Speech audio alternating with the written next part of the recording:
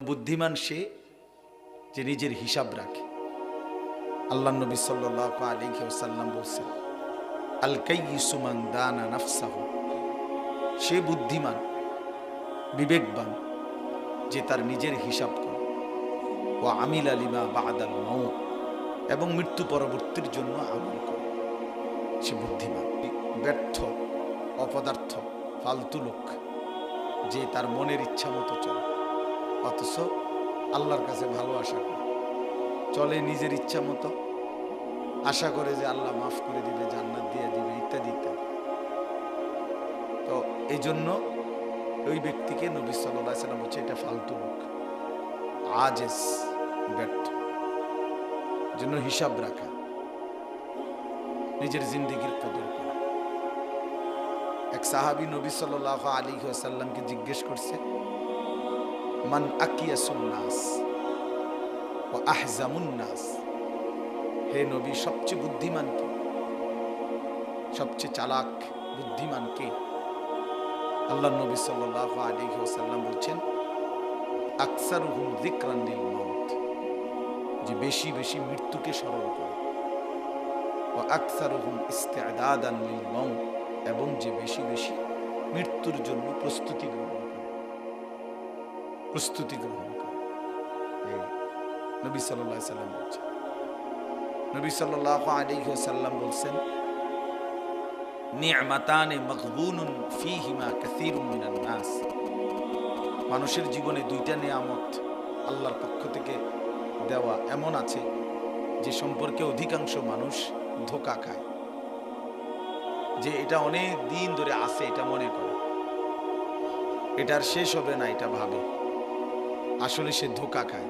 একদিন দেখে ওই দুইটা নিয়ামত তার নাই, ফুরায় গেছে। সেই দুইটা নিয়ামত কি? আসিহাতু ওয়াল ফারাগ। এক নাম্বার হলো সুস্থতা। সুস্থ থাকার সময় যৌবনকালে সেভাবে এমনটাই মনোজীবন, আর কোনো দিন রোগ ব্যাধি অসুস্থ হবে না। কিন্তু একদিন দেখে সত্যি সত্যি দুর্বল হয়ে গেছে, অসুস্থ হয়ে গেছে, নানাবিধ রোগ তারে আক্রমণ করছে, দুর্বল করে ফেলছে। কিন্তু সে কখনোই সুস্থ থাকতে এটা ভাবে না। ওয়াল ফারাগ, দুই নাম্বার হলো অবসর। সুযোগ আছে, এখন অবসর, হাতে উল্লেখযোগ্য কাজ নাই। সে মনে করে এভাবেই এই রং তামাশা ফুর্তি হাসি আনন্দ বিনোদন এমনি এমনি চলে যাবে।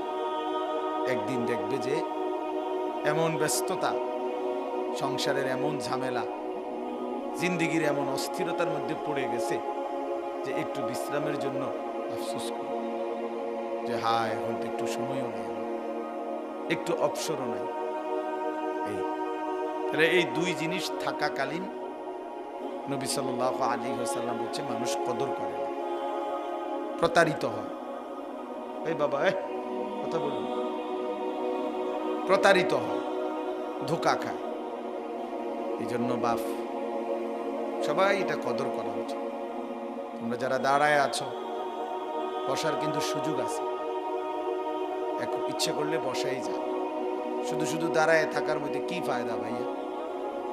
সবাই চাপায় বসেন, একটু কষ্ট করে আগায় বসেন, আর একটু জায়গা হবে। মাঝখানের ভাইরা আপনার একটু আগায় আসেন, আগায় আসেন ভাই, সবাই জায়গা করে দেন আরেকজনকে। আসেন, কথাটা শুনেন, সবাই নড়ে চড়ে বসেন, তাইলে তো ভালো হবে। সবাই সবাই একটু নড়ে চড়ে বসেন, একটু জায়গা করে দেন। ঠান্ডার মধ্যে তো একটু চাপায় বসলে কষ্ট হবে না। মেহেরবানি করে সবাই বসার চেষ্টা করেন, বসলে ভালো। বসলে আল্লাহর কথা বরকত হয়, এবং বসার দ্বারা আল্লাহ তাআলার রহমত বর্ষিত হয়। আল্লাহ তাআলা হাদিসে কুদসিতে আছে, প্রিয় বান্দাদের সাথে যারা বসে আল্লাহ ওয়াদা দিছে, আমি সকলকেই মাফ করে দিই, কাউকে বঞ্চিত করি না। হুমুল কওমু লা ইয়াশকা বিহিম জালিসুহুম, আল্লাহ বলেন আমার নেক বান্দাদের মজলিস এমন যেখানে বসা কাউকেই আমি আল্লাহ বঞ্চিত করি না। এজন্য বসতে হয়। মজলিস বলে যেখানে বসে, হালাকা বলে হালকা, মানে যেখানে গোল হয়ে একত্রে বসে, ওই যে হালকায়ে জিকির বলে, হালকা মানে একত্রে বসা, মজলিস এইটা মানে হচ্ছে একসাথে বসা। এই জন্য দাঁড়ায় থাকা আসলেই কোরআন সুন্নার দৃষ্টিতে কোনোভাবেই উচিত না। আল্লাহর কথা শুনবেন, বসে শুনে।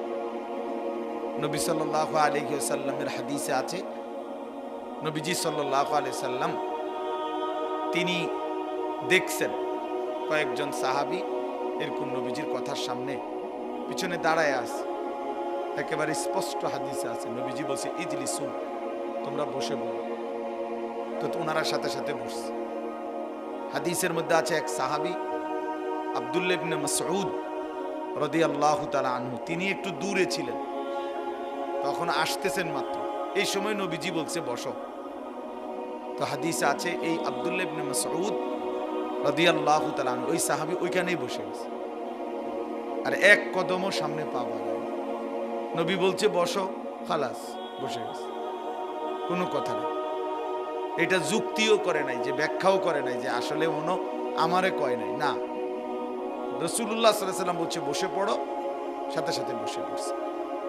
এজন্য আল্লাহর কথা বসে শুনতে হয়, বসেই শুনতে হয়, এটাই আদব। হযরত জিবরাইল আলাইহিস সালাম, হাদিসের মধ্যে আছে, যখন নবী সাল্লাল্লাহু আলাইহি সাল্লামের কাছে মানুষের আকৃতিতে আসতেন, জিবরাইল কখনো কখনো মানুষের আকৃতিতে নবীজির কাছে আসতেন। তো ছোট বালিশ আনা, কিন্তু আমার কাছে এটা উঁচা মনে হয়, নামানো যাবে না, একটু একটু নামায় দেন তো, উঁচা উঁচা মনে হয়।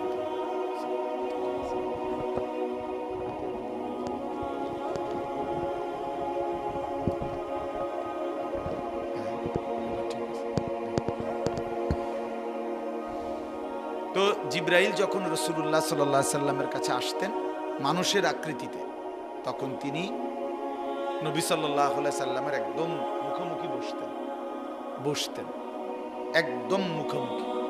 ফাআসনাদা রুকবাতাইহি ইলা রুকবাতাইহি, একেবারে জিবরাইলের দুই হাঁটু নবীজির দুই হাঁটু বরাবর মুখোমুখি, এতটা মুখোমুখি মনোযোগ দিয়ে বসতেন। তাহলে যদি দুই হাঁটু মুখোমুখি বরাবর হয়, তাহলে বুক এটাও বরাবর, চেহারা এটাও বরাবর। এত মনোযোগী হয়ে তিনি আল্লাহ রাসূল সাল্লাল্লাহু আলাইহি ওয়াসাল্লামের কাছে কথা বলতেন। সাহাবায়ে কেরাম, হাদিসের মধ্যে আছে, হযরত বারা ইবনে আযিব রাদিয়াল্লাহু তাআলা আনহু বলেন, নবী সাল্লাল্লাহু আলাইহি সাল্লামের পাশে আমরা নবীজির কথা শুনবার জন্য বসছি। এইভাবে আমরা নীরবে বসতাম, চুপ থাকতাম, এতটা মনোযোগ দিতাম যে কাআন্না আলা রুউসিনা তাইর, যেন আমাদের মাথার উপরে কাঁধের উপরে আইসা পাখি বসত। এত মনোযোগ, অর্থাৎ একদম নড়াচড়া করতেন না, একদম না, এত মনোযোগী হইতেন সাহাবায়ে কেরাম। আসরের নামাজের আগে নবীজি সাল্লাল্লাহু আলাইহি সাল্লাম, হাদিসের মধ্যে আছে, আসরের আগে বয়ান করছে দাজ্জালের ব্যাপারে। তো নবীজি আসরের নামাজ পড়ে মসজিদ থেকে বের হয়ে গেছে।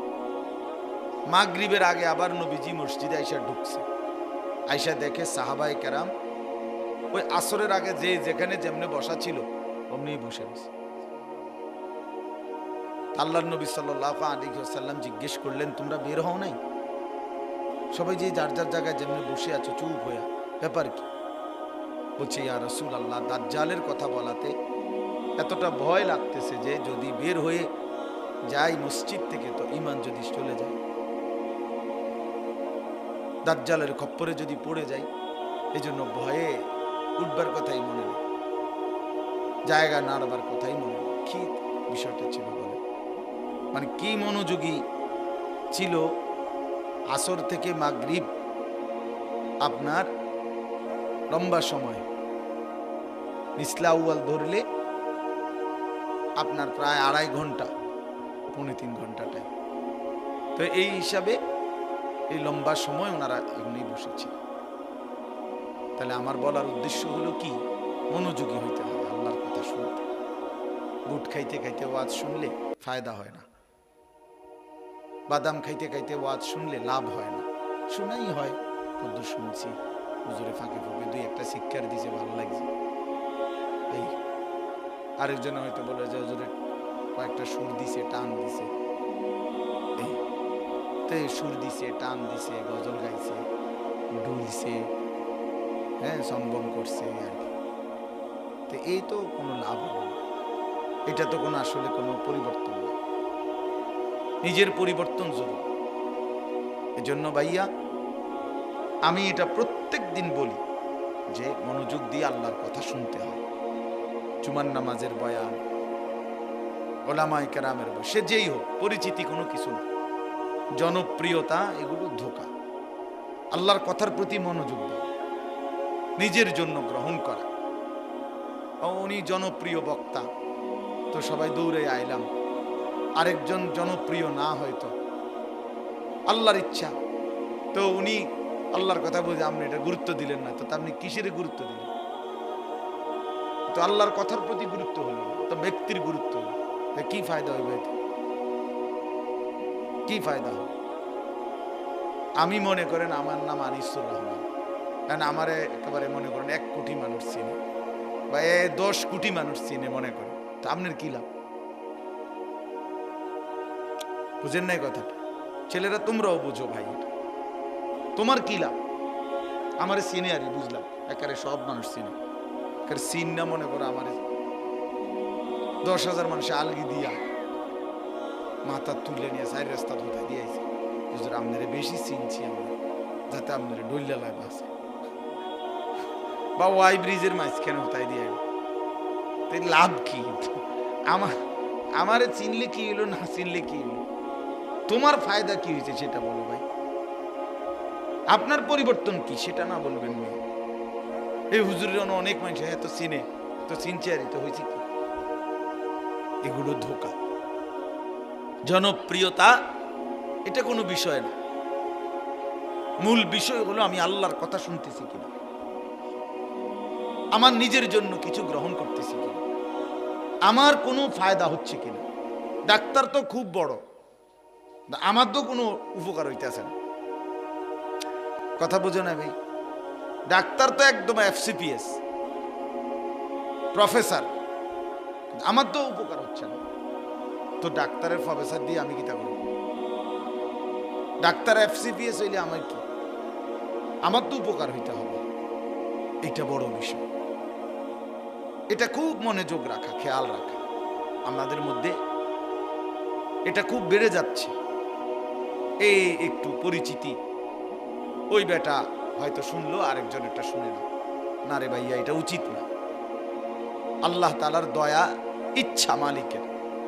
কাউকে আল্লাহ তাআলা 10 জনের সামনে বলার সুযোগ দিছে, কাউকে 10,000-এর সামনে বলার সুযোগ দিছে। কোনোটাই সফলতা কিংবা ব্যর্থতা না। 10,000 লোকের সামনে বয়ান করলে উনি সফল, 10 জনের সামনে বললে উনি ব্যর্থ, এমন কথা কোরআন সুন্নাহর মধ্যে নাই। সফলতা কিংবা ব্যর্থতার জন্য সংখ্যা কোনো বিষয় না, আল্লাহ তাআলা গ্রহণ করা এটা হলো মূল বিষয়। এমন বহু প্রিয় বান্দা আছে আল্লাহর, হাসরের ময়দানে তারা দেখবে সবাই, যাদেরকে গোটা পৃথিবী চিনত না, অথচ তারা আল্লাহর নেক বান্দা, তারা আরশে আজিমের ছায়ায় আল্লাহর মেহমান হয়ে আছে, আর বেশি চিন্নাওয়ালায় দৌড়ের উপরে আছে। এই জন্য এটা কোনো কথা না। এই জন্য আমি অনুরোধ করলাম, মাশাআল্লাহ সবাই আমরা মনোযোগ দিয়ে এখন বসছি, তাহলে উলামায়ে কেরাম ধারাবাহিক নসিহত করবে, উঠাউঠি না করে বুট বাদাম এই সমস্ত বাজে বিষয়ে চিন্তা না। একটা সময় আলহামদুলিল্লাহ এখন বাজতেছে 8টা বা 8টা 5-6 বাজে, তো আমরা ধরে নেই একটা মাহফিল 10টা 11টা যেতটুকু হয়, তো ধারাবাহিক কিছু কথা শুনলে ইনশাআল্লাহ বরকত হবে। মসজিদের ইমাম সাহেবের কথার মধ্যে নূর আছে, আসরের পরে যিনি আল্লাহর কথা বলে তার কথার মধ্যে বরকত আছে। জিন্দেগির জন্য গ্রহণ করলে এই জন্য আমরা প্রত্যেকেই নিয়ত করি ওলামায়ে কেরামের সবগুলো নসিহত সবসময় মনোযোগ দিয়ে শুনবার চেষ্টা করব। ইনশাআল্লাহ। সকলে বলি ইনশাআল্লাহ। আল্লাহ তাআলা আমাদেরকে তৌফিক দান করে। আমি যে কোরআনুল কারীমের 30 নম্বর পারা, কোরআনুল কারীমের সূরা মুতাফফিফিন, এই সূরাটার নাম তাতফিফ অথবা মুতাফফিফিন, 83 নম্বর সূরা, কোরআনুল কারীমের 83 নম্বর সূরা। এই সূরাটা আমি আপনাদের সামনে, সূরাটার মধ্যে মোট হলো 36 আয়াত, ছোট সূরা।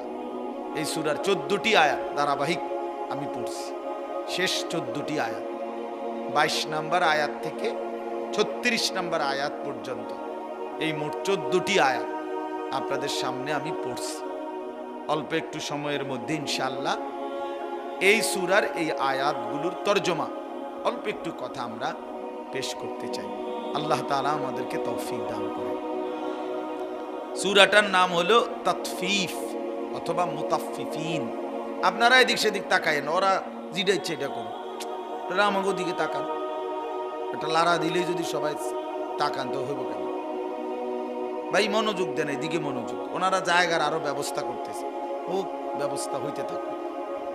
তাইলে তাতফিফ মুতাফফিফিন অর্থ হইল ওজনে কম দেওয়া, চুরি করা, মূলত ওজনে চুরি করা। আরো সহজ কথা হইল প্রাপককে তার প্রাপ্য কম দেওয়া। উনি যেতটুকু প্রাপ্য ছিল আমি তারে কম দিলাম। বেচারা দাম দিছে 1 কেজির, আমি 100 গ্রাম কম দিলাম, আমি 50 গ্রাম কম দিলাম। এই যেই কোনো ক্ষেত্রে আল্লাহর হক, বান্দার হক, উভয় ক্ষেত্রে কেউ যদি প্রাপ্য থেকে কম দেয় তো এটা জুলুম, এটা অন্যায়, এটা জুলুম। আর আল্লাহ তাআলা বলছে এই ব্যক্তিকে, যে এমন ব্যক্তিদের জন্য জাহান্নাম।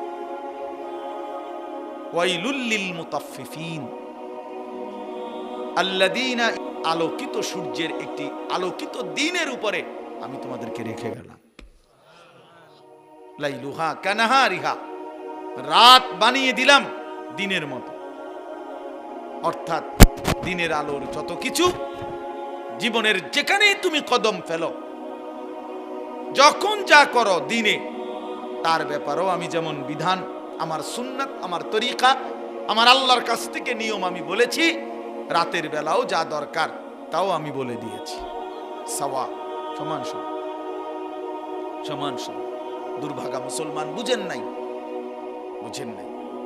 জিন্দিগি যে যার মতো দেখা দেখি, এইতে হেইতের লগে মিলজিল করে চলতেছে।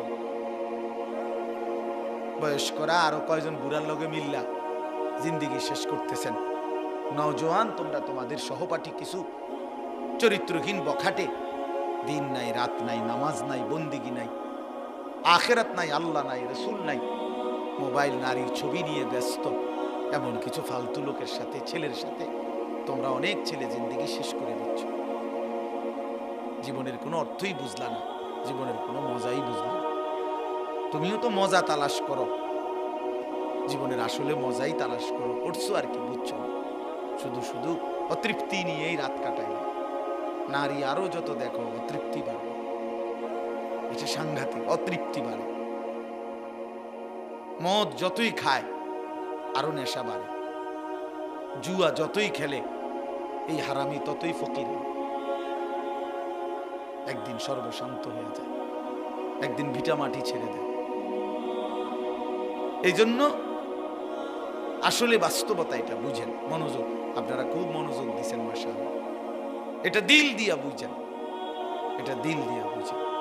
আল্লাহ নবী সাল্লাল্লাহু আলাইহি ওয়াসাল্লাম বলেন, উম্মত আমি সব বলেছি, সব, কিচ্ছু বাদ দেইনি, কিচ্ছু বাদ দেইনি। এজন্য ইসলাম কোনো কিছুকে বাদ দেয় না।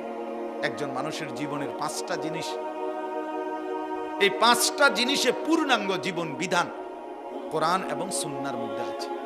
মানুষের জীবনের 5টা শাখা, কয়টা? 1 নাম্বার হলো আকায়েদ, কিছু জিনিস বিশ্বাস করতে হয়, ঈমান। 2 নাম্বার ইবাদত, কিছু জিনিস আমল করতে হয়, শরীয়তের আমল। 3 নাম্বার মুআমালাত, মানুষ পরস্পরের লেনদেন করে প্রতিনিয়ত। মানুষ কিছু না কিছু কি করে, মানুষ মানুষের সাথে লেনদেন করে। 4 নাম্বার মুআশারাত, মানুষ এই সমাজের একে অপরের সাথে পারস্পরিক সম্পর্ক আচরণ করে। মা বাবা, ভাই বোন, আত্মীয় স্বজন, পাড়া পড়শি, প্রতিবেশী, পথিক মুসাফির, এতিম, গরিব, অসহায়, যে যেমন হয় পরিচয়, প্রত্যেকের সাথে মানুষের একটা না একটা ব্যবহার আছে, আখলাক মানে আচরণ। এটা একটা জিনিস সমাজবদ্ধ থাকা। আর একটা হলো আখলাক, ব্যক্তি চরিত্র। প্রত্যেকের ভিতরে একটা কি থাকে, ব্যক্তি চরিত্র থাকে। এ লোকটা কেমন, এ লোকটা কেমন, খুব চেতা, খুব হিংসুক, খুব বাটফার, খুব দানশীল, খুব ভদ্র, কথাবার্তায় খুব শালীন, ইত্যাদি ইত্যাদি। এগুলো কি ব্যক্তিগত, ভালো হোক মন্দ হোক, কি চরিত্র। এই 5টাই জীবনের শাখা। বিশ্বাস, ঈমান, আকায়েদ যেটারে বলে, আমল, ইবাদত, মুআমালাত, লেনদেন, মুআশারাত, সমাজের সকলের সাথে পারস্পরিক আচরণ, আর আখলাক, ব্যক্তি চরিত্র।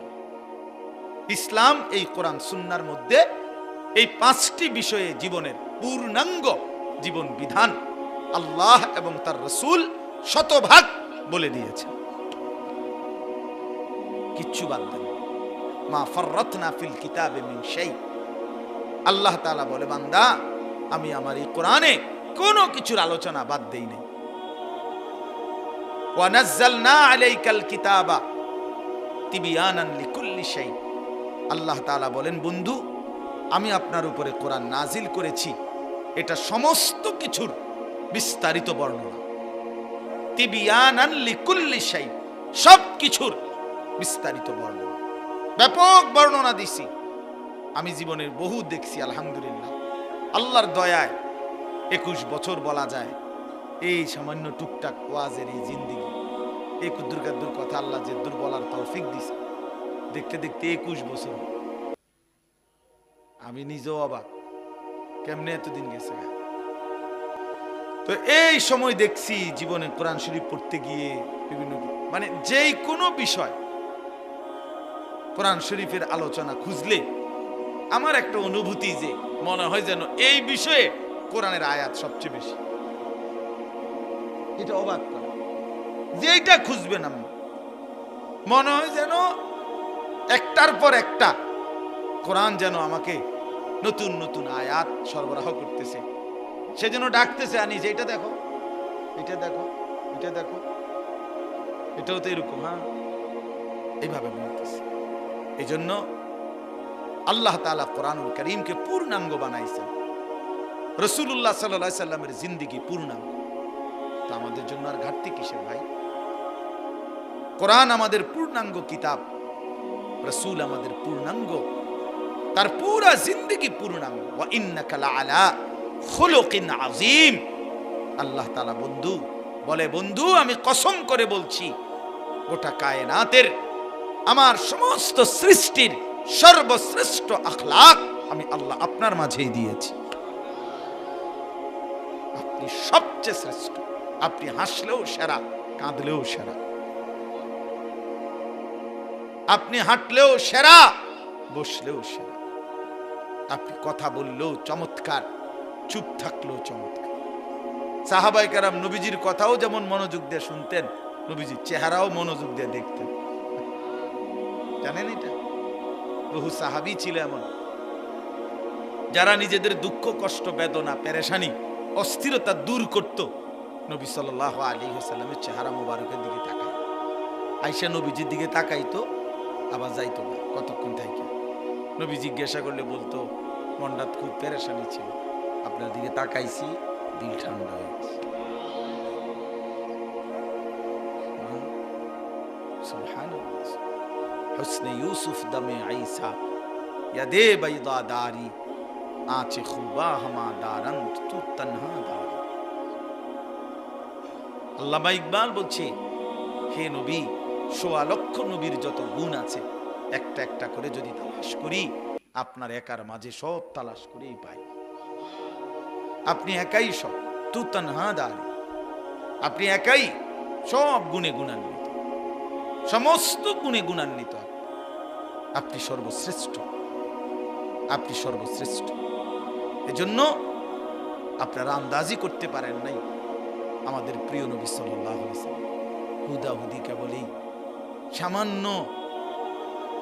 সামান্য এই জিলাফি, বিরিয়ানি, খিচুড়ির একটা পোটলার মধ্যে এত বড় রসুলকে এতটুকুর মধ্যেই সীমাবদ্ধ করে দিছে অনেক মানুষ। আহা, আফসোস, আমার খুব আফসোস লাগে। হায় রে মুসলমান, এত বড় রসুল যিনি শ্রেষ্ঠতম, তাকে কদ্দুর মূল্যায়ন করে, কি মূল্যায়ন করে, কি চিনলা বুঝি? তিনি বুঝি এই আমি আর তুমি 10 মিনিটের একটা অনুষ্ঠান করিলে এরপরে সবারই একটা একটা জিলাফি দিলে নবী সাল্লাল্লাহু আলাইহি ওয়াসাল্লামের হক আদায় হয়ে গেল। 23 বছরের হক আদায় হয়ে গেছে, তায়েফের রক্তের হক আদায় হয়ে গেছে, উহুদের দান দান শহীদ করা রক্তের হক আদায় হয়ে গেছে, পেটে যে পাথর বাঁধলেন ক্ষুধার কষ্টে, এই হক আদায় হয়ে গেছে বিরিয়ানির ডেক্সি দিয়া। বলেন ইনসাফ করুন।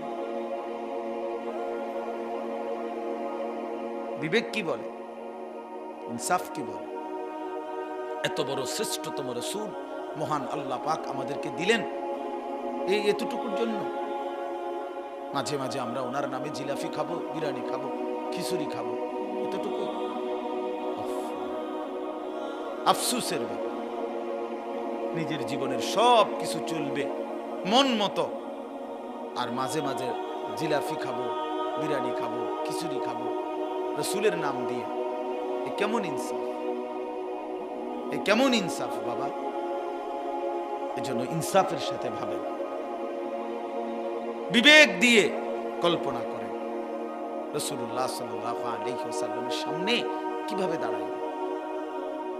জীবন ভর যারা বিড়ি সিগারেট খান, চাচা কেমনে দাঁড়াইবেন নবীর সামনে?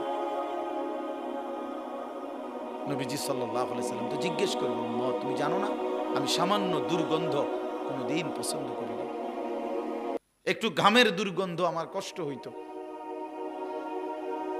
রাসূলুল্লাহ সাল্লাল্লাহু আলাইহি ওয়াসাল্লাম বলছে দুনিয়াতে 3টা জিনিস আমার সবচেয়ে প্রিয়, এর মধ্যে 1 নাম্বার হলো আত্তিব, সুগন্ধ,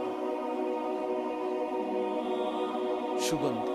2 নাম্বার আমার বিবিরা, 3 নাম্বার নামাজ। 1 নাম্বার হলো আতর, সুগন্ধ, 1 নাম্বার। আহাব্বুল আশিয়া ইলাইয়া সালাসা, 1 নাম্বার হলো আতর, সুগন্ধ। সামান্য ঘামের গন্ধ লাগছে একদিন, জুমার নামাজের দিন বয়ান করতেছে, তো রাসূলুল্লাহ সাল্লাল্লাহু আলাইহি ওয়াসাল্লাম বলছে গুসলুল জুমআতি ওয়াজিবুন আলা কুল্লি মুহতালিম। হাদিস, আল্লাহর নবী সাল্লাল্লাহু আলাইহি ওয়াসাল্লাম বলছে জুমার নামাজ পড়া প্রত্যেকটা বালেগ, তোমাদের প্রত্যেকের জন্য বাধ্যতামূলক। জুমার দিন গোসল করো। তার ওই যে ঘামের গন্ধে কষ্ট পাচ্ছে একটু, তাহলে চিন্তা করে দেখেন সেই প্রিয় রাসূলের সামনে, সেই চির সুগন্ধিময় নবীর সামনে, হায় রে মুসলমান, এত দুর্গন্ধওয়ালা এই বিড়িওয়ালা মুখ লইয়া কেমনে দাঁড়াইবে? বিড়ি সিগারেট খায় যারা, আমি তো প্রায় বলি ভাবি, তাদের বিবি, এই স্বামী এই বিবির জন্য জীবনের সবচেয়ে বড় অভিশাপ। এই বেটির জীবনের সবচেয়ে বড় অভিশাপ যে তার এই স্বামী, যে বেচারি জীবন বছরের পর বছর এই দুর্গন্ধ সহ্য করে যাইতেছে। কি করবে বেচারি নিরুপায়, তারে বিয়া দিছে বাপে এই অপদার্থের কাছে। এই বিবেকহীন, হ্যাঁ হ্যাঁ, আপনি রাগ হইয়েন না, রাগ হইলে জিদ করে বিড়িখানা ছেড়ে দেন। যা বেটা হুজুর, এমন হুজুর বেটা এত বড় কথা করি, যা খাইলাম না বেটা, এরম একটা সেত ওঠে নিসান, এরম একটা সেত যদি ওঠে, একটা জিদ যদি ওঠে, তাহলে আমি কামিয়াব, আমনেও কামিয়াব, আমনেও লাভবান, আমিও লাভবান। আমি তো চাই একটা ছায়া তোড়ো শোল্ডার মধ্যে। আল্লাহ আমাদেরকে মাফ করে দেন। এজন্য রাসূলুল্লাহ সাল্লাল্লাহু আলাইহি ওয়াসাল্লামের 23 বছরের এক একটা মিনিট সেকেন্ড বন্ধু বড় কষ্টে গড়া, যত্নে গড়া। কি পরিমাণ চোখের পানি ফেলছেন। এশার নামাজের পরে দাঁড়াইছেন ফজরের আজানের আগ পর্যন্ত সারা রাত আল্লাহর কসম এক দাঁড়ানোতে কাঁদছেন। হাত্তা তাওয়াররামাত কাদামা, দুইটা পাও ফুলে ফুলে গেছে।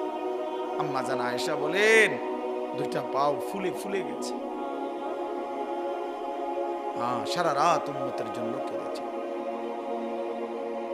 পেটে পাথর বাঁধছেন ক্ষুধার কষ্ট, পিঠে পাথরের আঘাত সয়েছেন তায়েফের ময়দানে, দান দান শহীদ করে বেহুশ হয়ে উহুদের ময়দানে পড়েছিলেন।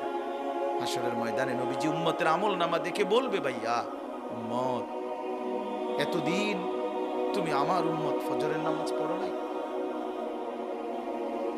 40 বছর আমার উম্মত হইয়া মিথ্যা বলছো, 40 বছর টানা সুদ খাইলা, মিথ্যা বললা, একটা বছর দুইটা বছর কোনদিন ফজরের নামাজ পড়লা না।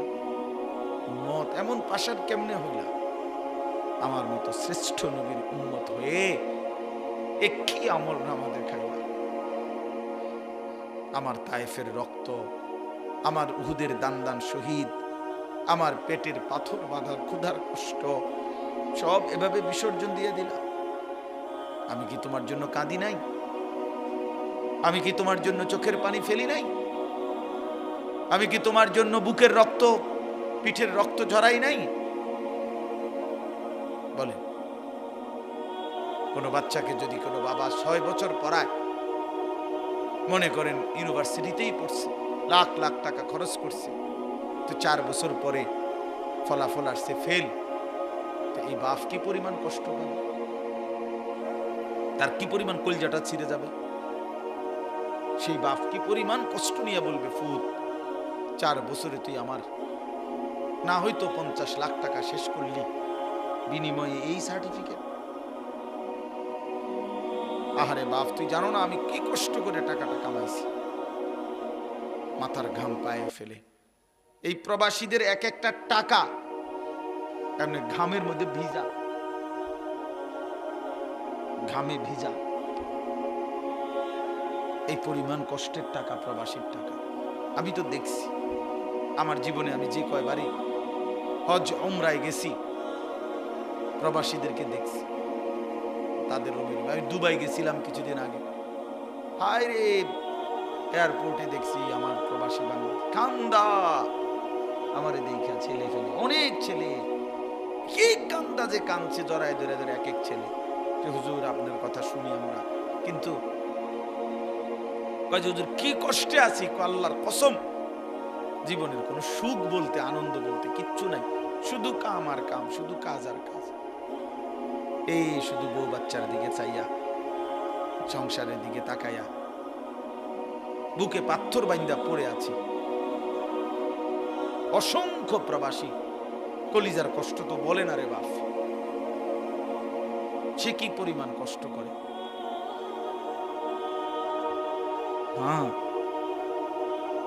এত কষ্টের বিনিময়ে 32 বছর, এইবারও দেখছি এক ভাই জিদ্দা থাকে 32 বছর ধরে। তো বেটা যদি 32 বছর বিদেশে করে, সৌদি আরব থাকে, এই বেচারা জীবনের আনন্দ আর কি, তার জীবনটা তো এমনি শেষ না। তাহলে 32 বছর জীবনের সুখ আনন্দ বিসর্জন দিয়ে যে মানুষটা সংসারের জন্য এত কিছু করলো, সে যদি আয়সা দেখে তার ছেলেটা এক ওয়াক্ত নামাজ পড়ে না, মেয়েটা পর্দা করে না, বউ পর্দা করে না, বাজারে মার্কেটে ঘুরে, ছেলেটা সারা রাত মোবাইলে উলঙ্গ ছবি দেখে, গেমস খেলে, আমার বাপ, এর চাইতে বড় জুলুম, বেইনসাফি আর কিছু হতে পারে? এটা অনেক বড় অন্যায়। তোমরা ছেলেরা যারা আছো, ভাই বোন, কোন মা বোন যদি প্রবাসীর স্ত্রী মেয়ে শুনে থাকেন আমার কথা, তারাও ভাইবেন আপনার স্বামী, আপনি যে পরিমাণ বেপরদিগি করেন, আপনি মনে করতেছেন আপনি ধনির দুলালি, না, আপনার স্বামীর এক একটা টাকা প্রবাস থেকে যা পাঠায় এটা ঘামে ভিজা ভিজা, এটার পিছনে 14 ঘন্টা ডিউটি, 12 ঘন্টা ডিউটি, 16 ঘন্টা ডিউটি করে, 16 ঘন্টা 12 ঘন্টা ডিউটি করে। আমরার মতো কিছু ফাঁকিবাজি ডিউটি আমাদের দেশের মতো একটা সেকেন্ডে এদিক সেদিক হলে কারামা, মানে জরিমানা। এই জন্য ভাই আমার, বন্ধু আমার, মনের আবেগে এই কথাগুলো বলে ফেললাম লম্বা করে। বলতেছিলাম এই কথাটা যে কোরআন এবং আমাদের প্রিয় নবী সাল্লাল্লাহু আলাইহি সাল্লাম জীবনের কোনো কিছু বলা থেকে বাদ দেন নাই, সব বলেছেন। আমাদের একটা সুন্দর ধর্ম, আমাদের একজন মহান আল্লাহ, আমাদের একজন শ্রেষ্ঠতম রাসূল, আমাদের একটা শ্রেষ্ঠ কিতাব, এত সৌন্দর্যময় 4টি নিয়ামত আমাদের কাছে থাকতে আমরা যদি নষ্ট হয়ে যাই, পথহারা হয়ে যাই, এটা আফসোস। আফসোস। আমাদের আল্লাহ তিনি সর্বশ্রেষ্ঠ, আমাদের নবী মুহাম্মদ সাল্লাল্লাহু আলাইহি সাল্লাম তিনি সর্বশ্রেষ্ঠ, আমাদের কিতাব কোরআন এটাও সর্বশ্রেষ্ঠ, আমাদের ধর্ম ইসলাম এটাও সর্বশ্রেষ্ঠ। তাহলে যার কাছে এই 4টি সর্বশ্রেষ্ঠ নিয়ামত যার কাছে আছে, সে চরিত্রহীন হবে কেন? প্রিয় ভাই বলো না, বাপ বলেন কিসের অভাবে 4 দোকানে আড্ডা দিয়া জীবন শেষ করে দিলেন? কি বুঝেন নাই? 60 বছরেও আল্লাহ চেনেন নাই, 50 বছরেও মালিক চেনেন নাই, 50 বছরেও রাসূলের কদর বুঝেন নাই, আখিরাতের কথা মনে পড়ে নাই, 60 বছরেও নাচ গান টেলিভিশন চা দোকানে বসে বসে দেখেন, বিড়ি সিগারেট খান, কথায় কথায় গালি দেন, 50 বছর পরও আইসা সুদ খান, কিস্তি লন, আরে নাফরমান হারামখোর, ফিরবা কোন দিন? ফিরবা কোন দিন? মরবা কোন দিন? কবরে যাইবা কোন দিন? বাপ, এই বাপ বলো না, বাপ তুমি ফিরবা কোন দিন? 60 বছরও সময় হয় নাই, 50 বছরও সময় হয় নাই। বলো ছেলেরা, বাবা, এই ছেলেরা, তোমরা যারা একটা বছর কোনোদিন ফজরের নামাজ পড়ো নাই, আর কতদিন পরে তোমার সময় হবে? বাপ বলো, আমার সন্তানরা বলো, আমার ছেলেরা বলো, আমার নওজোয়ান সাথী বলো, তুমি আমার সন্তান বলো ভাই। আমার বড় সন্তানের বয়স 16 বছর। আমি সেদিন মনে পড়ছে আমার ছেলে, আমার মেয়ে 15 বছর শেষ। আমার ওই দিন একজনে বলছে, আর হুজুর আমার আমার ছেলের বয়স বলে 13 শেষ, বড় ছেলে। আমার এটা আমি জানতাম না, মানে আমার কাছে মনে হয়েছে আমি ফুলাই না, অথচ আমার জিফুত বড় হয়ে গেছে।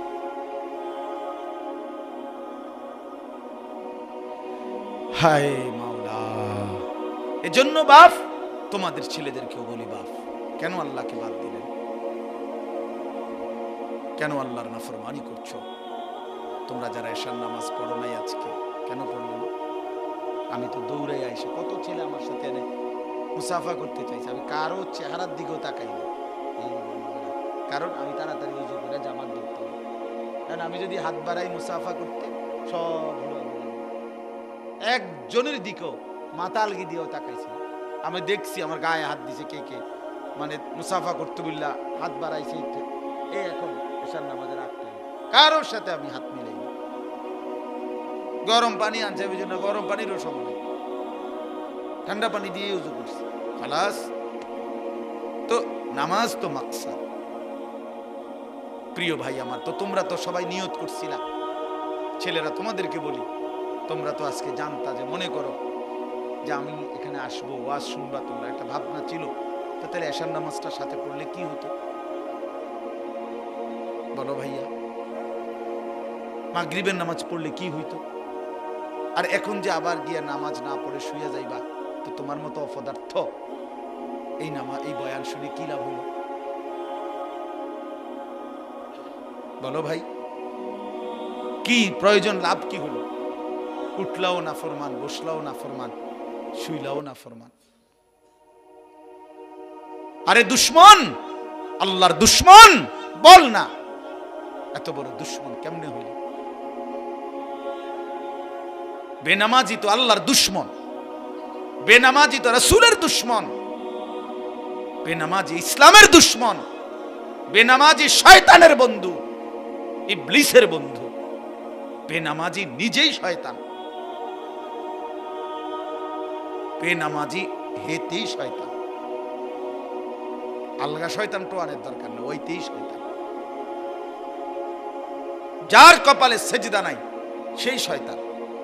আল্লাহ কোরআনে বলছে, ইবলিস তুই আমারে সেজদা দিলা না, আজকের থেকে তুমি শয়তান, আজকের থেকে তুমি রাজিম, অভিশপ্ত, আজকের থেকে ওয়া ইন্না আলাইকা লা'নাতা ইলা ইয়াউমিদ্দিন, আজকের থেকে তুই নাফরমানের উপরে কিয়ামত পর্যন্ত আমি আল্লাহর লানত,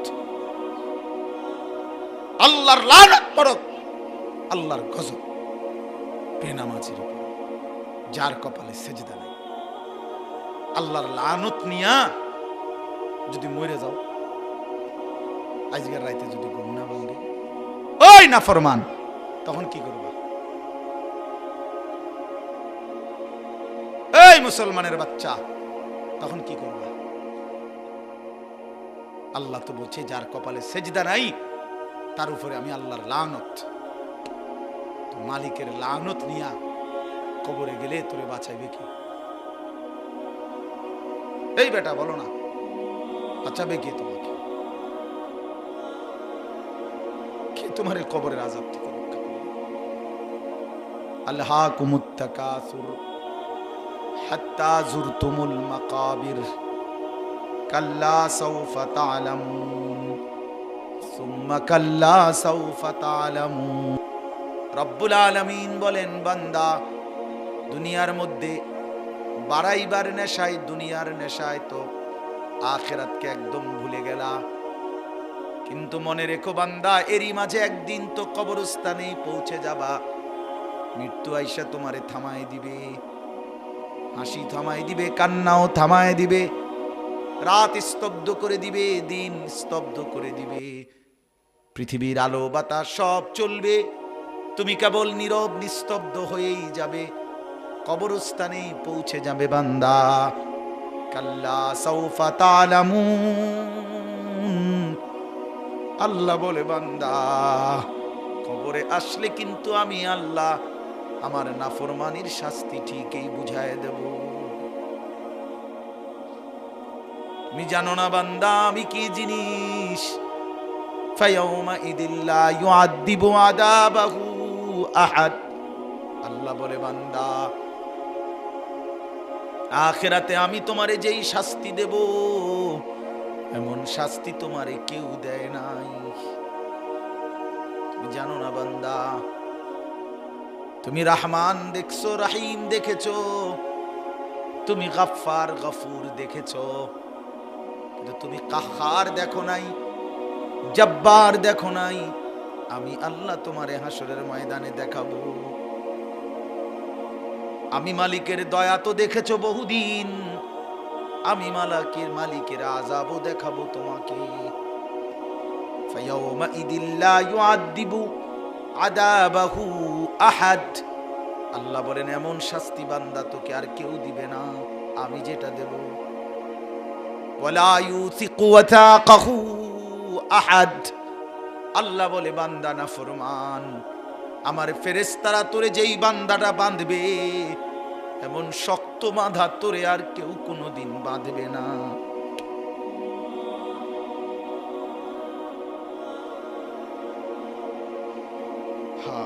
চলো ভাইয়া ফিকির করি, ভালো হওয়ার চেষ্টা করি।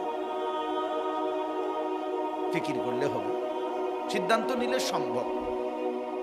নাফরমানির জিন্দেগি ছেড়ে দেন। যুবক ভাই তুমিও ছেড়ে দাও, কিশোর তরুণ নওজোয়ান তোমরাও ছেড়ে দাও, বয়স্ক বাপ আপনারাও ছেড়ে দেন। এই তামাশার আড্ডা ছেড়ে দেন, চা দোকানের আড্ডা ছেড়ে দেন, বিড়ি সিগারেটের বদভ্যাস ছেড়ে দেন, কথায় কথায় গালিগালাজ করা ছেড়ে দেন, হারাম কামাই রোজগারি সুদ, কিস্তি, এগুলো বাদ দেন, বাদ দেন। যা পারছেন পারছেন, হালালের মাধ্যমে কিছু করতে পারলে করেন, না পড়লে জিফুত কেমনে চলবে? হ্যাঁ গো, মালিক যিনি বানাইছেন উনি চালায়, ঠিক না? কথা বলেন না?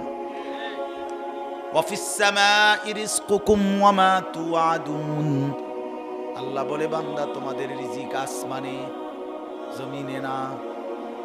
ওমা তুআদুন, যা কিছু দেয়া হবে সব আসমানে, সব আসমানে, সব আরশ আজিমে, সব মালিক আল্লাহর কাছে। কার কাছে?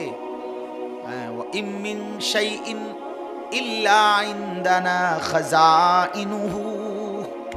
আল্লাহ বলে, বান্দা কায়নাতের এমন কিছু নাই, সব কিছু আমি আল্লাহর কাছে আছে ভান্ডারে ভান্ডারে। আমার কাছে আছে খাজাইন, ভান্ডারে ভান্ডারে, কমতি নাই। আমি মালিকের কাছে কোনো ঘাটতি নাই, আমার কাছে কোনো কমতি নাই। ওমা নুনাজ্জিলুহু ইল্লা বিকাদারিন মা'লুম, তবে আমি জমিনে পাঠাই পরিমাণ মতো। একসাথে 30 বছরের ভাত তরকারি দিয়ে লাইলে হইতো না, কথা বোঝেন নাই? একসাথে 30 বছরের চাল ডাল দিয়ে দিলে প্রত্যেকের, এগুলো থইব কই? রাখবে কোথায় বলেন? আমরা এখানে যারা প্রত্যেকের আগামী 30 বছরের চাল ডাল তেল পেঁয়াজ আলু দিয়া লাখ, নিবেন কি? রাখবেন কই? সপ্তাহখানিকের ভিতরে ফসা ধরতো না। আল্লাহু আকবার, আল্লাহ।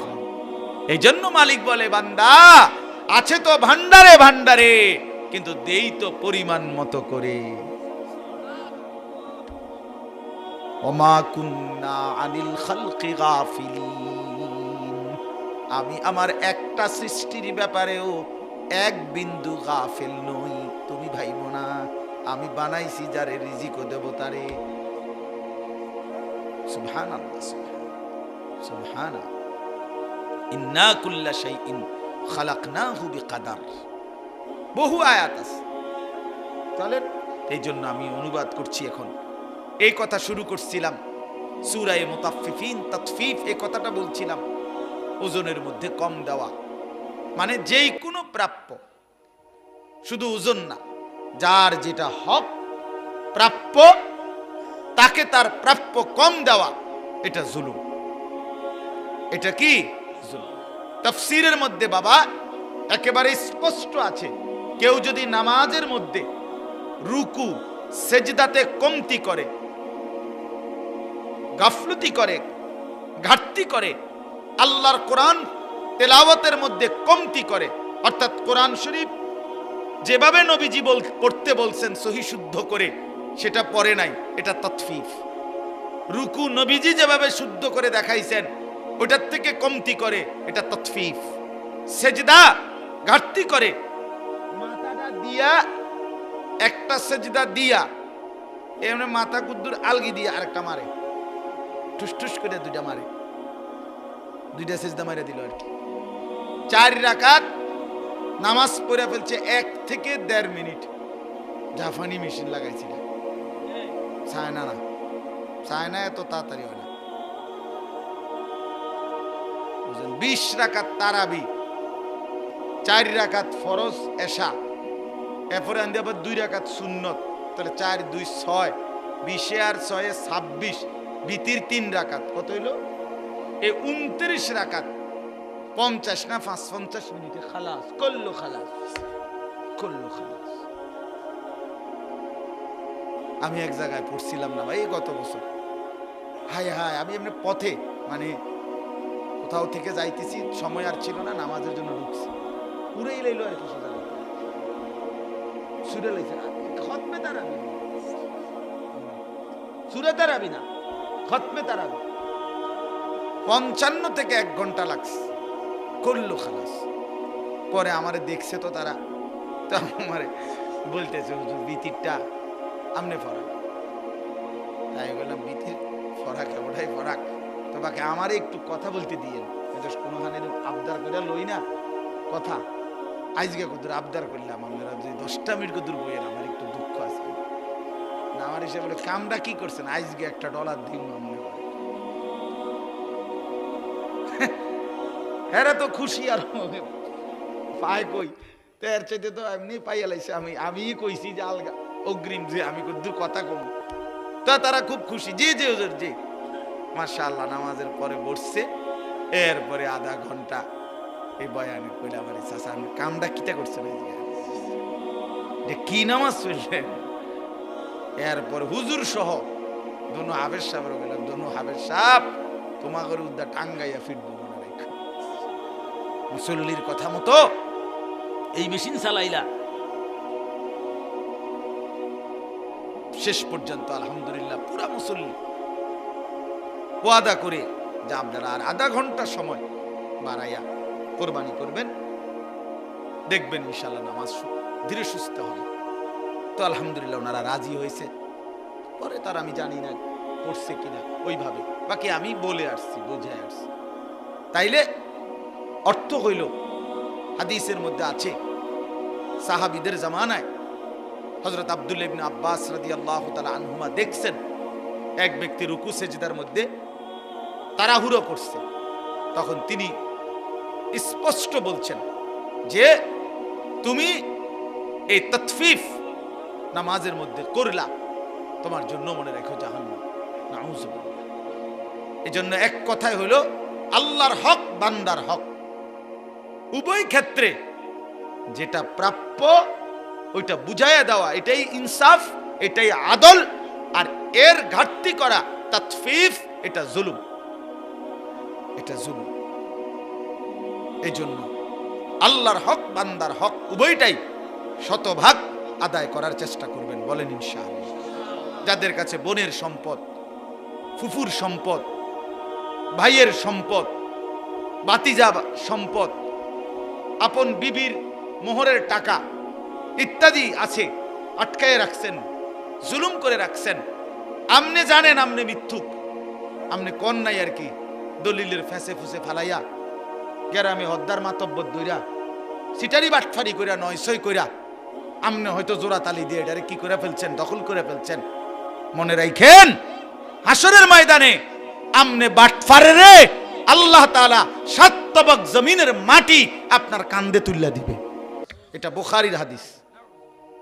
মান আখাদা মিনাল আরদি শিবরান, মান আখাদা শিবরাম মিনাল আরদি যুলমান, নবী সাল্লাল্লাহু আলাইহি সাল্লাম বলেছে যে এক বিগত সম্পদ কারো জুলুম করে নিল, তাওয়াক্কাহুল্লাহু ইয়াউমাল কিয়ামাতি 7 আরদিন, 7 তবক জমিনের মাটি আল্লাহ তাআলা কিয়ামতের দিন তার কাঁধে তুলে দিবেন, তার শরীরে উঠাই দিবেন।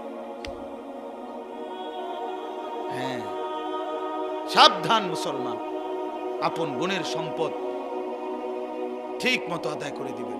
বাড়ির বসত বিটা এটাও বোনের সম্পদ, সাফ বললাম, মানে না মানেন।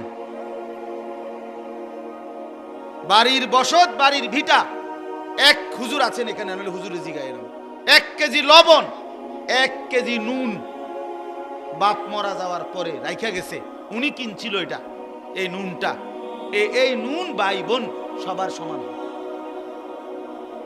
মানে সবাই শরীয়ত মতে যেভাবে প্রাপ্য এটাও বন্টন করতে হবে। ওয়ারিসের সম্পদ বন্টন না করে টেনশন হলো মরতে দেরি, খানাটা কোন দিন, খানা ভাতের থালা, ভাতের থালা তাৎক্ষণিক মশওয়ারা করে জানাজার মধ্যে কইলাও না, চেষ্টা করে চাও না খানাটা কোন দিন করণ যায়, 4 দিন না খানা, এই মানুষটি তো আবার আইতো না, আজকে শুনাই দিতে আইলে সামনের রবিবারে খানাটা সবাই আইবেন, খানা খানা। গ্রাম চুক্তি টাকা উঠাবে, ও মা হেরা তো দিবে এই টাকা, হেরাই তো হেরা দিবে না। তাহলে এটা কি, এটা কোন দিন, কোন শরীয়ত? আল্লাহ রাসূল সাল্লাল্লাহু আলাইহি ওয়াসাল্লাম আসমানের নিচে, আরে আপনি রাজি না হন আমার কথায় মিয়া, আর কোনদিন না আসলে না আসলাম মিয়া, এই আপনি বলে দিয়েন যে এই হুজুরার জীবনও আইন না, আইলাম না মিয়া আপনার এলাকায় মিয়া, কিন্তু যেটা দিন দিন এটা। আল্লাহ রাসূল সাল্লাল্লাহু আলাইহি ওয়াসাল্লাম কোন ব্যক্তির মৃত্যুর পরে আমাদের ফরায়েজের মধ্যে আজীবন আমরা পড়ছি, পড়াইছি, তো বাবা আর কোনো ব্যক্তির মৃত্যুর পরে এই নিয়ে কোনো আলোচনা যে 4 দিন পরে একটা খানা, 40 দিন পরে একটা খানা, বছর বছর মৃত্যুবার্ষিকীর নামে একটা খানা, আসমানের নিচে জমিনের উপরে গোটা কায়নাতের মধ্যে পৃথিবীর কোনো কিতাবে এই কথা নাই বেটা, কোন কিতাবে নাই এ কথা। বলে তো মানুষ খাবানি কি দোষ নি, না দোষ না, আইজগা খাবান, এই সবটি মানুষের খাবান। আমাদের বংশের 14 গোষ্ঠীর নামে কোনো অসুবিধা নাই, সবার কবরে সওয়াব যাবে, আজকে খাওয়ান। এখন আমরা বইয়ে তাও মাইজগা মরলে মরছি, ভাত খাইয়ে যাবো বলে। এখন কোন, এখন বলেন মিয়া, এখন সিদ্ধান্ত দেন যে ইনশাআল্লাহ আপনারা সবাই বসেন, আমি আজকে আপনাদের খাওয়াবো। খানা তো মুসলমানকে খাওয়ানো, ইমানদারকে খানা খাওয়ানো শ্রেষ্ঠ আমল। তো বুখারীর রওয়ায়াত, ইতআমুত তাআম, অপরকে খানা খাওয়ানো এটা সর্বশ্রেষ্ঠ আমল।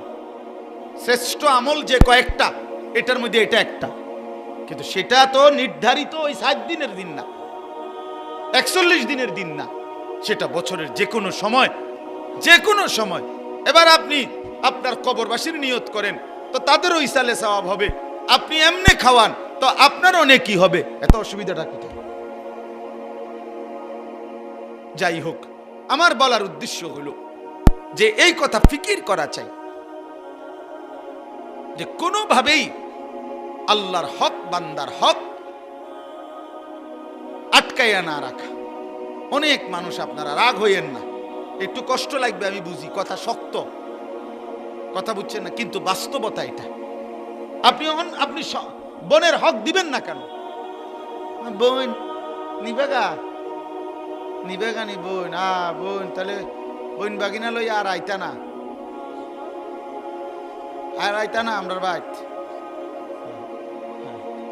বিয়ে শাদিত খরচা হইছে, এরম জানলে বোন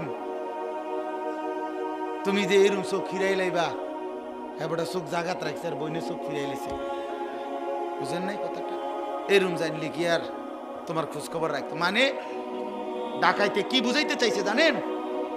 এই ভাই নামের এই ডাকাত, এই ডাকাতে বুঝাইতে চায় যে গ্রামের সমস্ত মানুষ আমার ঘরে যদি দুগা ভাত খাইতে হয় কোনো অসুবিধা নাই, এমনি খাইতে পারবে, কিন্তু আপন বোন আর বাগিনা যদি আমার ঘরে দুগা ভাত খাইতে হয় তাহলে জমি দিয়া ভাত খাইতে হবে। বেটা জালেম, বেটা তুমি, বেটা জালেম, বেটা নাইলে খাওয়াইতো না, এটা কোনো কথা হইল? চাচা কি রে মিয়া, আমনের গ্রামে কত মানুষ আমনের ঘরে ভাত খায় না? খায় কি না বলেন না কেন? আমনে কত মানুষের মেহমানদারি করেন না? তো আপন বোন বাগিনা প্রাপ্য জমি দিয়ে নি আমনের ঘরে ভাত খাইতে বলি, এটা কোন ইনসাফের কথা, কোন বিবেকের কথা? আপনি বলতে এই যে বলার একটা কারণ আছে। আপনি যদি বলেন হুজুর কথা তো কইছেন বড় গলা, নিজে দিছি, নিজে দিছি, চল আমার বোনের নাম্বার দেই, ফোন নাম্বার নেই, আমার বোনে আসমান থেকে পড়ছে। বোনেরা, যেদিন আমি বলছি প্রথম যে আমার বাবার যেই ভিটা এটাও আপনারা পাবেন, কি তারে ভাই, এটা তো কোনো কথা না। সমস্ত কিছু শরীয়ত সম্মতভাবে তাদের প্রাপ্য, স্থাবর অস্থাবর সব। তখন আপনি কইবেন এই সমস্ত কথা নতুন করে কইলে গ্রামে এটা কাজ্যা লাগবে, ফ্যাঁস লাগবে না। ফ্যাঁস লাগলে লাগুক, তত কবরের থেকে বাইচে যাবেন। কথা বলেন না কেন? আখেরাতে বাইচা যাবেন। সেদিন এই মোল্লার কথা মনে পড়বে, সেদিন এই মৌলবীর কথা মনে পড়বে। হায় মৌলবী, তুমি তো বলছিলে, আমি না পাত্তা দেইনি। قالوا قد جاءنا قالوا بلى قد جاءنا نذير فكذبنا وقلنا ما نزل الله من شيء إن أنتم إلا في ضلال كبير। জাহান্নামের ফেরেশতারা জাহান্নামীকে চিৎকার দিলে, জাহান্নামী যখন বিকট চিৎকার করবে, ফেরেশতারা জাহান্নামীকে বলবে, হে নাফরমান, তোমারে কি কেউ আল্লাহর ভয় দেখায় নাই? তোমারে কি কেউ জাহান্নামের ভয় দেখায় নাই? তোমারে কি কেউ কিছু দুনিয়ায় বলে নাই? তোমার কাছে কি কোনো নাজির, ভয় প্রদর্শনকারী আল্লাহর বান্দা আসে নাই? তো জাহান্নামী বলবে বালা, হ্যাঁ এসেছিল ফেরেশতা, কদ জাআনা নাদির, আমার কাছে এসেছিল কত ইমাম, কত আলেম, কত মাওলানা, কত হুজুর, কত মাশায়েখ, কত বুজুর্গ চোখের পানি ফেলে ফেলে বারবার বারবার আখিরাতের কথা, জাহান্নামের কথা আমারে বলেছিল। ফাকাদ্দাবনা, আমি তো সবগুলো কথাকে মিথ্যা মনে করছি। ওয়া কুলনা মা নাযালাল্লাহু মিন শাই, আমি আরো বলছি এগুলো আল্লাহ বলে নাই। ইন আনতুম ইল্লা ফি দালালিন কাবীর, আমি আরো বলছি হায় মোল্লা তোমরাই ভুলের মধ্যে আছো। وقالوا لو كنا نسمع أو نعقل ما كنا في أصحاب السعير, সেদিন নাফরমান বলবে ফেরেশতা, আমি যদি দুনিয়ায় একটু বুঝতাম, একটু যদি শুনতাম, তাইলে তো আজকে আমি জাহান্নামী হতাম না। জন্য পাত্তা দিয়েন, খেয়াল করেন, আপনি না বুঝতে আবার বুঝছেন, কিন্তু বান্দার হক শতভাগ দিয়ে দিতে হবে। বোনের হক দিয়া দেন, ছেলে চলবে ইনশাআল্লাহ, আপন ভাইয়ের হক দিয়া দেন। এই এক বিগত রাস্তা ছেড়ে দিলে বেচারার আপন ভাই তার ঘরের রাস্তাটা হয়ে যায়, বাড়িটা ঢুকা যায়, ওমা বেড়া দেয় না, না দিত না, দিত না। যে 30 বছর ধরে বাতিজা হয়তো আবদার করতেছে, চাচা দেন না, 71 জায়গা দিয়া দেন, রাস্তা হয়ে যাবে আমগো বাড়ি, না দিত না। দিতাম না কইছি, তোরে দিতাম না, কি লেগে দিতেন, দিতাম না কইছি। আশ্চর্য কথা, এটা ইনসাফ হইল মিয়া? আল্লাহর জন্য ছেড়ে দেন, আল্লাহর জন্য ছেড়ে দেন। দুনিয়া ছেড়ে দিলে লস হয় না। কালকেও আমার খুলনার হযরত, বাংলাদেশের বড় বুজুর্গ, আমাদেরকে একটা প্রসঙ্গে এই কথাটা কালকেও বলছে, মাওলানা আল্লাহর জন্য দুনিয়া কদ্দুর ছেড়ে দিলে কিচ্ছু হয় না। দুনিয়ায় একটু ছোট হইলে, কারো কাছে একটু ছোট হইলে কিচ্ছু হয় না, কিচ্ছু হয় না। আল্লাহর জন্য ছোটই হয়ে যান, আল্লাহর জন্য ছোট হন, কোনো অসুবিধা নাই। কেউ মনে করেন তুচ্ছ করলো আর কি, কি হয়েছে বেটা, তো মূল্যায়ন করলেন আর আলেমকে, তো কি হয়েছে বেটা। দুনিয়া ছেড়ে দিলে ভালো, দুনিয়া একটু ছেড়ে দিলে কিচ্ছু হবে না। বিনিময়ে দেখবেন আখিরাতে আল্লাহ তাআলা সুপ্রশস্ত জান্নাত দান করবেন। আল্লাহ আমাদেরকে মাফ করে দেন। এবার শেষ, আমি তর্জমাটা বলি, আয়াতগুলোর তর্জমা শুনেন, তাইলেই কথা শেষ। ইন্নাল আবরারা লাফি নাঈম। ওই ভাই তোমার কি সমস্যা, তুমি দাঁড়াই দিছো কেন? বসো, তুমিও বসো বাবা। আল্লাহ তাআলা বলেন, এই তর্জমাটা শুনেন, তাইলে আমার কথা শেষ। ইন্নাল আবরারা লাফি নাঈম, আল্লাহ তাআলা বলেন নিশ্চয়ই যারা সৎকর্মপরায়ণ নেককার বান্দা, তারা চির নিয়ামতে সুখের জান্নাতেই বসবাস করবে। আলাল আরাইকি ইয়ানজুরুন, আল্লাহ বলেন আমার সেই প্রিয় বান্দারা জান্নাতে, জান্নাতি সিংহাসনের মধ্যে উপবেশন করে সিংহাসনে বসে দেখতে থাকবে। প্রশ্ন হলো কি দেখবে? 3টা জিনিস তাফসীরে আছে। 1 নাম্বার, তাকে যে আল্লাহ তাআলা বিশাল বড় জান্নাত দিবেন, এই জান্নাতের সমস্ত নিয়ামত এক নজরে দেখতে থাকবে। তাহলে বোঝা গেল জান্নাত 10 হাত বাই 10 হাত, এক নজরে সবটা দেখবে। সবচেয়ে ছোট জান্নাত 10 দুনিয়া বাড়ি, এই পুরাটা সে এক নজরে দেখবে। তার পুরা সাম্রাজ্য সে এক নজরেই দেখবে। এই হলো একটা। আরেকটা হলো জাহান্নামীদের আযাবের দৃশ্য, জান্নাতের সিংহাসনে বসে জান্নাতি বান্দা দেখতে থাকবে, দেখবে। ফাত্তালা ফারাআহু ফি সাওয়াইল জাহিম, এখান থেকে তাকিয়ে এসে দেখবে তার সেই পরিচিত মহল্লার মানুষটা যে আল্লাহর নাফরমানি করত। খোদার কসম, কোরআনে আছে, এই জান্নাতি বান্দা তাকিয়ে দেখবে তাকে জাহান্নামের মাঝ বরাবর আগুনের বিশাল ঢেউয়ের মধ্যে উথাল পাতাল খাইতেছে। ক্বালাত আল্লাহি ইন কিত্তা লাতুরদিন, জাহান্নামী জান্নাতি লাফ দিয়ে বলবে, বন্ধু আহা তুই তো আমাকেও এই বিপদে ফেলে দিয়েছিলি। সেদিন যদি বন্ধু আমি তোমার কথা শুনতাম, তাইলে তো আজ আমিও জাহান্নামী হতাম। ওয়ালাউলা নি'মাতু রাব্বি লাকুনতু মিনাল মুহদারিন। আমার আল্লাহর দয়া যদি আমার উপরে না হতো বন্ধু, তাইলে আমিও তো তোমার সাথে জাহান্নামের সঙ্গী হতাম।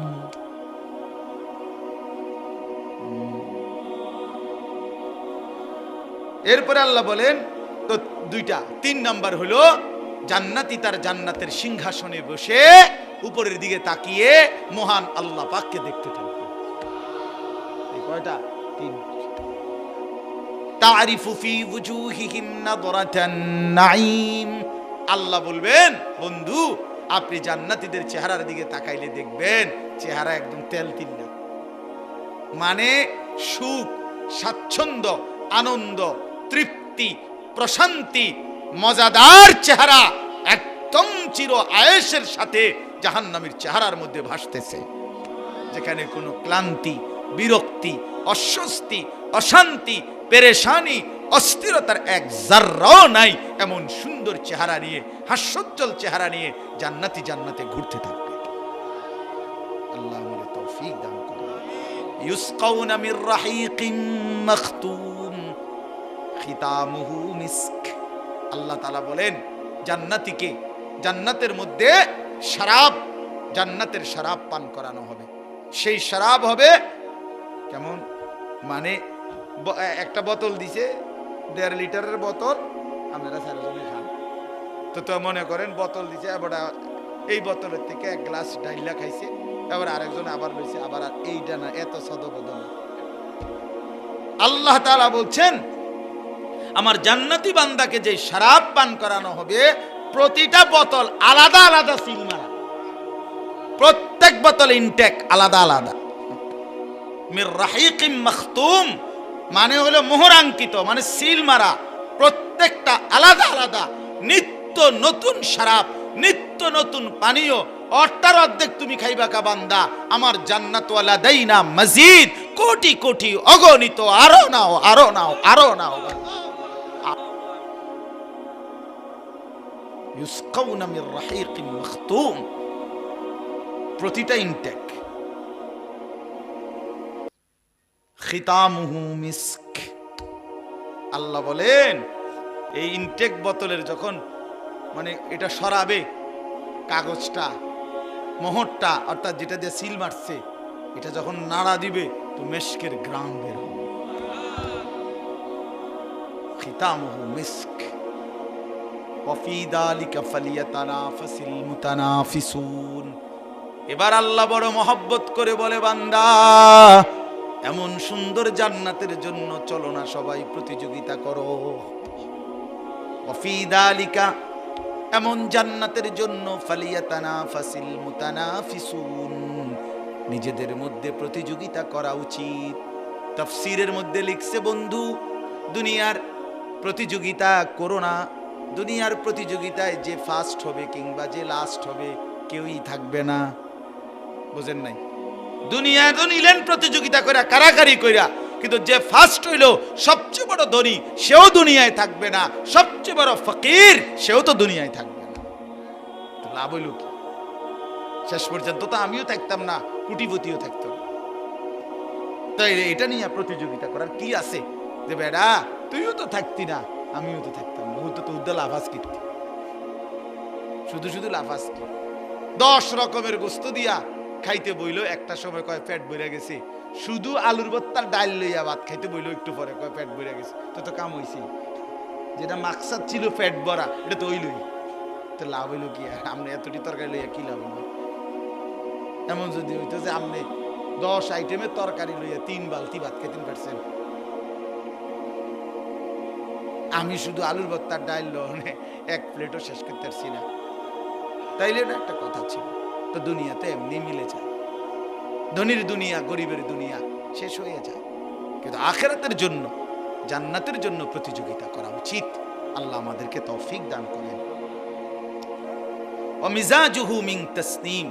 আল্লাহ তাআলা বলেন জান্নাতের যে শরাব, এই শরাব তো একে তো হইল একটা প্রথম বোতল এখানে ইনটেক করা, এবার এই বোতল খুলে আবার তাসনিম জান্নাতের আরেকটি স্পেশাল ঝর্ণার শরাব, সেইখান থেকেও আবার আরেকটু অতিরিক্ত শরাব আলাদা তাসনিম নামক, সেখানে এটার সাথে মিশাইয়া এটাকে আরো সুগন্ধিময়, আরো তৃপ্তিদায়ক, আরো মজাদার বানায় দেওয়া হবে। আইনাইন ইয়াশরাবু বিহাল মুকাররাবুন। তো আচ্ছা, এটা কি কইতাম? এটার অর্থ হইল, আমি যেটা বুঝি আরি, যে এরা জান্নাতি অনেকে বলবে, আল্লাহ এই যে হেন থেকে যে একটু দিছে এই বোতলটা, ওই তাসনিম থেকে পুরাটা দাও জানা আমারে, বুঝেন নাই কথাটা? তা আল্লাহ তাআলা বলেন সেটা এমন ঝর্ণার শরাব যেটা আমার একদম নৈকট্যশীল, আমার শ্রেষ্ঠ জান্নাতি বান্দাদের জন্য নির্ধারিত। সেখান থেকে কিছু কিছু তোমাদেরকেও দেওয়া হচ্ছে। এটাতে তোমরাও মালামাল, আর ওরা হলো পুরা বোতল, ওরা পুরা বোতল।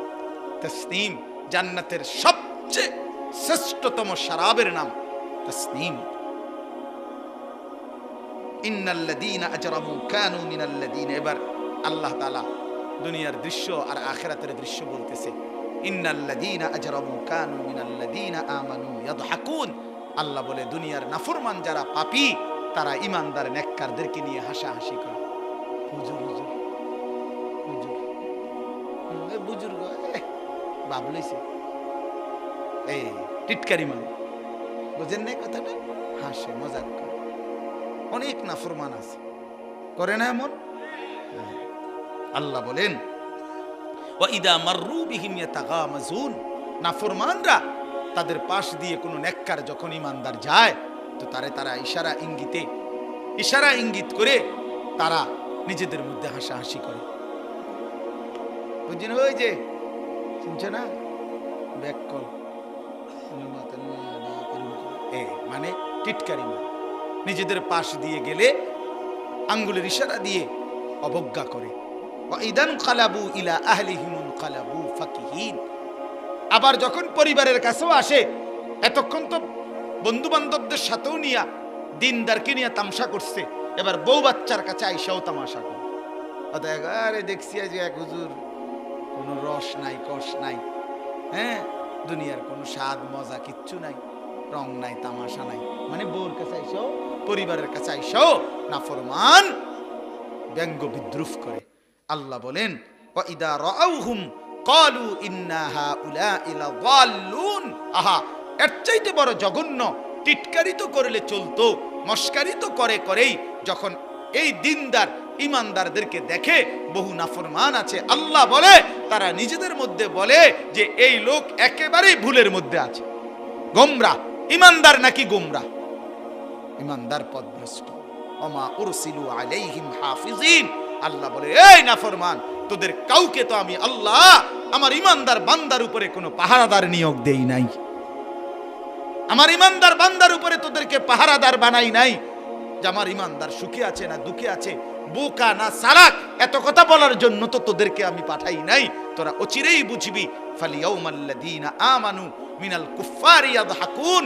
এবার আল্লাহ ঘটনার নতুন চিত্র তুলে ধরছে হাসরের ময়দানে, কয় যে এবার শোনো, আজকে জান্নাতের মধ্যে আমার ঈমানদার বান্দা ওই নাফরমানগুলোকে নিয়ে হাসাহাসি করবে।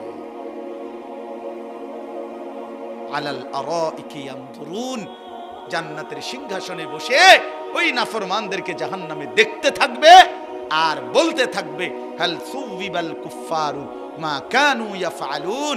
হে নাফরমান, জীবনভর যা নাফরমানি করেছো, আজ তার বিনিময় পেয়েছো তো? মোবাইল সাউন্ডের মজা পাইতেছো তো? বেডি সাউন্ডের মজা পাচ্ছ তো? সুদের টাকার স্বাদ লাগতেছে তো এখন? হারামের টাকার স্বাদ লাগতেছে তো এখন? চা দোকানের মস্কারির স্বাদ মজা পাচ্ছ তো?